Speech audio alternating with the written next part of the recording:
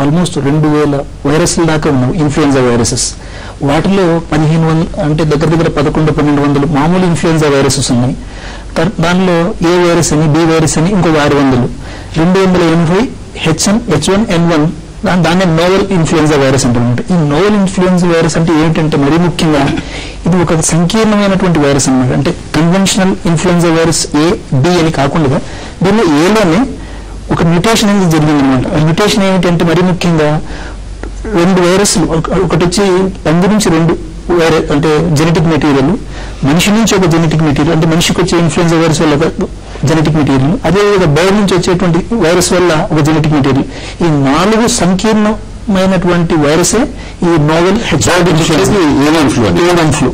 So avian ఫ్లూది కాస్త 2 పందులది కాస్త అది కూడా మెక్సికన్ పంది, నార్త్ అమెరికన్ పంది అన్నట్టుగా, తర్వాత కొద్దిగా ఈవెన్ యూరోప్ అండ్ ఏషియా వాటి పందుల నుంచి తర్వాత హ్యూమన్ ఇన్ఫ్లుయెన్జా. అందు గురించి ఈ సంకీర్ణమైనటువంటి జన్యు పదార్థం కలిగినటువంటి వైరసే స్వైన్ ఫ్లూ అన్నమాట. దీనికి అనేక రకమైన పేర్లు ఉన్నాయన్నమాట. అంటే మరి ముఖ్యంగా న్యూ ఫ్లూ అంటారు, మెక్సికన్ ఫ్లూ అంటారు, నోవెల్ ఫ్లూ అంటారు. ఇప్పుడు అల్టిమేట్లీ అంటే ప్రతి ఒక్కరికి కాస్త కూస్త స్వైన్ ఫ్లూ అని చెప్పడం కొద్దిగా అందరికీ సులభంగా అయిపోయింది కాబట్టి ఈవెన్ WHO కూడా స్వైన్ ఫ్లూ. భాస్కర్ గారు, ఎందుకు ఇంత పెద్ద ఎత్తున ఒక్కసారిగా ప్రపంచంలో ప్రబలింది?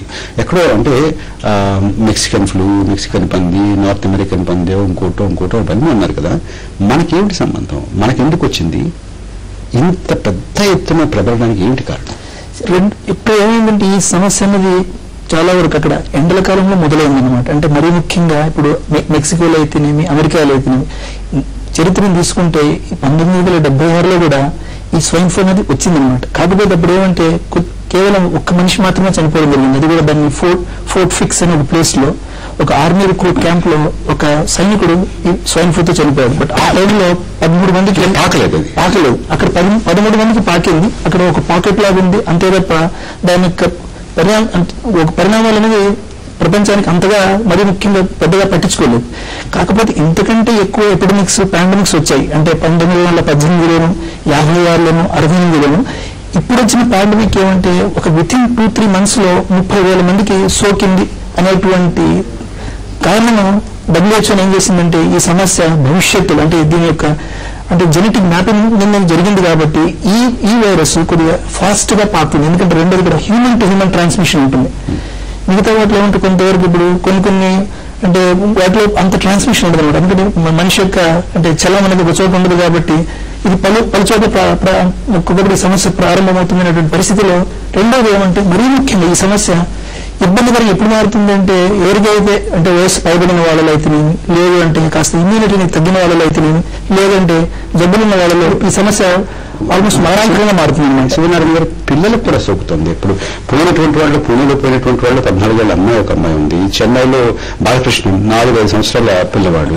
అంటే బాగా చిన్నపిల్లలు కూడా సోకింది. వీళ్ళు విదేశాలకు వెళ్ళొచ్చిన వాళ్ళు కాదు, విదేశాలకు వెళ్ళొచ్చినటువంటి వాళ్ళతోటి సంపర్కంలో ఉన్నటువంటి వాళ్ళు కాదు. ఎలా సోకుతుంది? అంటే ఇప్పుడు వైరస్ అనేది ఇన్ఫెక్షన్, మామూలుగా జనరల్ గా ఉన్న ఇన్ఫెక్షన్ అందరికీ సోకుద్దండి. సమానం ఇన్ఫెక్షన్ అందరికీ సమానంగా ఉంటుంది. కానీ దాన్ని అదుపు చేసినటువంటి రెసిస్టెన్స్ తేడాగా ఉంటుంది. ఇట్లాంటి ఎపిడమిక్స్ వచ్చినప్పుడు ఇనిషియల్ గా మనందరూ కనపడేదంటే పిల్లలతో ఎక్కువ కనిపిస్తాయి.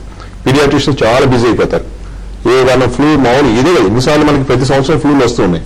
కాబట్టి వాళ్ళ దగ్గర ఏ ఫ్లూ వచ్చినా కూడా, ఏ ఫ్లూ వచ్చినా అంతే, ఏ ఇన్ఫెక్షన్ వచ్చినా కూడా పిల్లల ముందు బయటపడుతుంది. కానీ ఇది ప్రాణాంతకం ఎందుకు అవుతుంది అంటే కొంత వాటిలో ఉన్నటువంటి జెనెటిక్ వేరియేషన్, డాక్టర్ గారు చెప్పినట్టు, విజయ్ భాస్కర్ చెప్పినట్టు కొన్ని విజిలెన్స్ ఎక్కువ ఉంటాయి. వాటి వచ్చేసరికి మన దగ్గర దాన్ని అదుపు చేయడానికి కావాల్సిన ఇమ్యూనిటీ మన దగ్గర తేడా ఉంటుంది. ఆల్రెడీ మనం ఒకసారి ఎక్స్పోజ్ అయిపోయినప్పుడు మన దగ్గర రెసిస్టెన్స్ డెవలప్ అవుతుంది. అంటే మన దగ్గర తెల్ల రక్త కణాలు వాటికి ట్యూర్ అయి ఉంటాయి. మనం వ్యాక్సిన్ చేస్తున్నామంటే వాటికి తెల్ల రక్త కణాలు ట్రైనింగ్ ఇస్తున్నాం. తెల్ల రక్త కణాలు పోలీసు లాంటివి. సో మన దగ్గర ఆల్రెడీ వచ్చేసరికి రెసిస్టెన్స్ ఉన్నప్పుడు మనం తప్పకుండా వాటిని ఎదుర్కోగలం, వాటిని అదుపు చేయగలం. పిల్లల దగ్గర ఆ రెసిస్టెన్స్ ఉన్నది కాదు కాబట్టి వాళ్ళు ఏ చిన్న ఇన్ఫెక్షన్ వచ్చినా వాళ్ళ ముందు బయటపడతారు. మీ దగ్గర ఆ రెసిస్టెన్స్ డెవలప్ చేయడానికి మన దగ్గర కొన్ని ఇమ్యూన్ సిస్టమ్ కూడా కొన్నిసార్లు ఫుల్ చేస్తాయి కొన్ని వైరస్లు, బ్యాక్టీరియాలు. అది ఎలా ఉందంటే మనుషుల్లాగే నిర్మించేసి వాళ్ళని మన తీవ్రవాదులు ఉంటారు, మనుషుల మనలాగా ఉంటారు, మధ్యలో బాంబు పెట్టేసి వెళ్ళిపోతారు. అట్లాంటి ఫుల్ చేయడానికి కూడా వాటి దగ్గర జెనెటిక్ మ్యూటేషన్స్ వస్తాయి. సో ఈ WBC వాటిని కనిపెట్టలేదు. కనిపెట్టగలిగినప్పుడు వెంటనే వీళ్ళు మంచి వాళ్ళు, వీళ్ళు చెడ్డవాళ్ళని పోలీసు ఎట్లా కనిపెట్టగలుగుతారో అట్లా వీళ్ళు కూడా మన WBC కనిపెట్టగలుగుతుంది. అట్లా కనిపెట్టలేనప్పుడు వీళ్ళల్లో మనం బయటకు వస్తాం అన్నమాట. ఈ వేరియేషన్. ఒకసారి మన సంసిద్ధత గురించి మాట్లాడుకుందాం డాక్టర్ శివనారాయణ గారు. యూరోప్లోను, అమెరికాలోను, జపాన్లోను ఇక్కడక్కడ ప్రబలింది. ఇది ప్రబలిన తర్వాత వచ్చిన ప్రతి వాళ్ళని కూడా మనం పరీక్ష చేసాము అంతర్జాతీయ విమానాశ్రయాల్లో, క్వారంటైన్లో పెట్టాము. వాళ్ళకి ఏదన్నా కాస్త వ్యాధి లక్షణాలు ఉన్నాయి అని తెలియగానే వాళ్ళని చికిత్స కోసం పంపించాం. ఇంత జాగ్రత్తలు తీసుకున్నాం కదా, అయినా కూడా ఇంచేత లోపలికి వచ్చేసింది. 1078 మంది ఇవాళ లెక్క తేలారు. ఇది ఈ వ్యాధి లక్షణాలు ఉన్నటువంటి వాళ్ళు. అంటే ఎక్కడైనా వ్యవస్థలో లోపం ఉందా? బట్ ఇక్కడ ఒక మాట చెప్పారు. అప్పుడు ఎండాకాలం ఎప్పుడైతే అమెరికాలో స్టార్ట్ అయిందో ఇది ఎయిర్పోర్ట్ లో, స్పెషల్లీ కొన్ని ఎయిర్పోర్ట్స్, హైదరాబాద్ ఇంటర్నేషనల్ ఎయిర్పోర్ట్ వాళ్ళు కొంచెం జాగ్రత్తలు తీసుకున్నారు. ఆ విషయానికి వస్తే బాంబే ఎయిర్పోర్ట్ వాళ్ళు, పునా ఎయిర్పోర్ట్ వాళ్ళు కొంచెం అశ్రద్ధ వహించారు. ఇంకొక కారణం ఏంటంటే అమెరికా నుంచి వ్యాపించిందో అమెరికాలో విమానాశ్రయాలలో కానివ్వండి, అక్కడ వాళ్ళకు ప్రతి వాళ్ళను స్క్రీనింగ్ చేయడం ఆపేశారు. వాళ్ళు స్టార్టింగ్ లో చేశారు, తర్వాత పూర్తిగా ఆపేశారు. అదొక కారణము. తర్వాత అక్కడ స్క్రీన్ చేసి ఏమైనా లక్షణాలు ఉంటే వాళ్ళు ఆపేస్తే ఇది బాగుండేది. స్క్రీన్ చేయడం లేదు.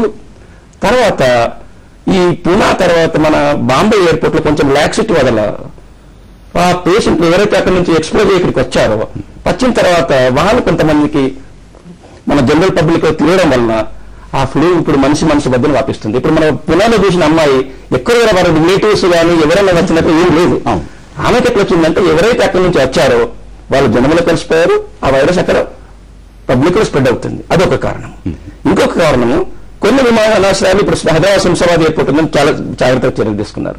ఇక్కడ ప్రాబ్లం ఏదో వస్తుందంటే ఒక స్క్రీనింగే కాదు, అక్కడ వచ్చే ఎవరైతే ప్యాసింజర్స్ ఉంటారో వాళ్ళ కోఆపరేషన్ కూడా అవసరం ఉంటుంది.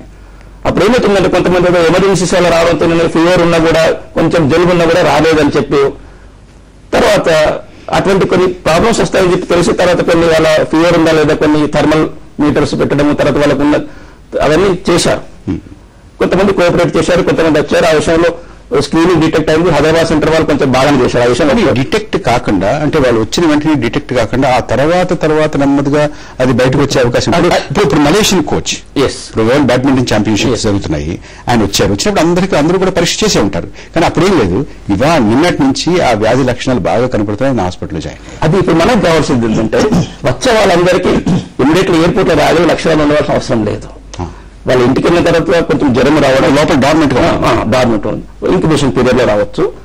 ఇంటికి వెళ్ళిన తర్వాత జ్వరం వచ్చినా కానివ్వండి, జలుబులాగా సింటమ్స్ వచ్చినా కానివ్వండి, తర్వాత కొంచెం వాళ్ళకు శ్వాస తీసుకోవడం, కొంచెం ఊపిరితిత్తుల్లో శ్వాస తీసుకునే ప్రాబ్లమ్స్ వచ్చినా కానివ్వండి, వాళ్ళు ఇమ్మీడియట్ గా ఇన్ఫార్మ్ చేస్తే బాగుంటుంది.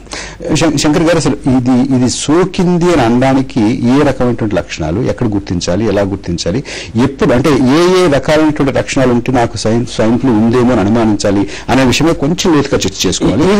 ఆ చర్చకు ముందు ఒక చిన్న విరామం తీసుకుందాం.